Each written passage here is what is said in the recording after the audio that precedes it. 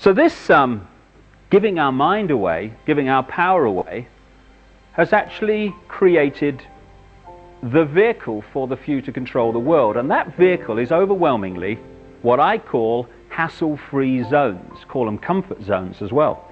Every dogma, Christian dogma, Islamic dogma, Jewish dogma, economic dogma, political dogma, crikey, you could stay here all night. We're a dogma production line, the human race. Each of those dogmas, and societies in general, are all hassle-free zones. By that I mean there is a very narrow area of acceptable thought and behavior, the norm, which, if you conform to it, you're left alone. You're hassle-free. No one calls you mad. No one calls you dangerous. No one gives you a hard time for the crime of being different, if you conform. If you start to think, well, actually, you know, I've got a mind of my own, and it's a unique mind, and therefore I'm going to have my unique truth and my unique view of me and life and everything, you start to get very dangerously close to the edge of the hassle-free zone, and eventually, if you keep going, you step outside of it. At that point, he's mad, he is. She's, what strange she is. He's dangerous, he is. Oh. And most people don't want that hassle. They don't want to be treated like that. So most people, even if they put their toe out there, go, oh my goodness, I'm staying in here, it's flipping hassle out there. So what happens? The mask comes up. You know, you go down any rush hour in any city in the world, London, New York, Sydney, anywhere, and you see all those hundreds and hundreds and thousands of people coming past in the street. They're not projecting to the world what they really are, what they really feel, what they really want to do with their lives. They've got a mask. And it's a mask that says, this is not really me, but this is what I think is acceptable to everyone else, so I can occupy the hassle-free zone.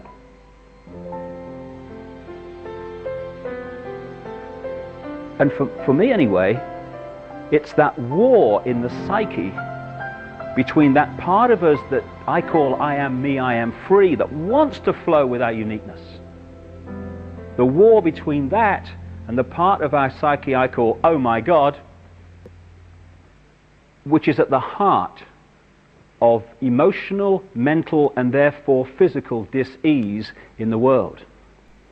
And what it's also created is a mass schizophrenia. Because not only are we slaves to impose thought and behavior as a human race, we're also the police force of all the other slaves. Hilarious, really. When you're on the edge of the hassle-free zone and you are thinking, if I go any further in what I say and do, even though I think it's right, I'm going to meet hassle for being different. You're not standing there thinking, if I do go any further, what will Bill Clinton think of me? What about the Prime Minister of Britain? What will he say? And the Governor of the Bank of England? We're not saying that. What we're saying at that point, shall I, shan't I express my uniqueness and evacuate the hassle-free zone, we're saying, what will my mother think? What about the neighbours? Or what about the blokes down the pub? Oh my God. In other words, what will the other slaves to impose thought and behavior think about me escaping from it? We police each other. It's like having a cell full of prisoners, and once one of the prisoners finds a means of escape, it's all the other prisoners that run to block the exit.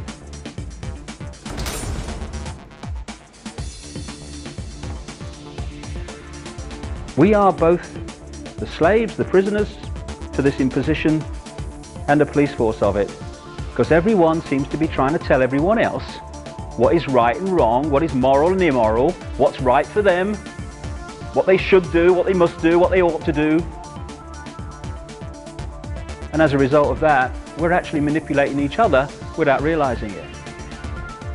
And within this hassle-free zone, tremendous manipulation and indoctrination goes on. This hassle-free zone you could describe as the public arena. And if you look at the media, what is the media? The media is the collective police force of the hassle-free zone for anyone who steps out of it in public. People think, when you say the media is controlled and the media is part of this manipulation, that you must therefore be saying that there is a manipulator in every newsroom all over the world standing behind journalists saying, no, can't write that, you changed that, this is what I'm telling you, you write that, okay, that's fine. You don't need all that. Once the structure, the mindset is there, then the media just does it without manipulation, although there are key people like media owners and stuff that are certainly kind of involved in what I'm going to talk about. But in general, what does the media do? It defends and uses as its point of reference from which it judges everyone and everything the norm in society. In other words, what the hassle-free zone says is reality. Example, a few centuries ago, if we'd have had today's media, they would have dismissed as mad or condemned as bad anyone who said the Earth was a sphere, because the hassle-free zone's version of reality at that time was that it was flat. Once that reality flipped through weight of evidence and the hassle-free zone norm became the Earth is actually a sphere, suddenly anyone who said the Earth was flat was now off their rocker. So anyone at any time in the public eye who says or acts in ways that are outside of society's norm at that time is immediately jumped on by the media as mad or bad, because their reference point for sanity and reality is whatever the norm is.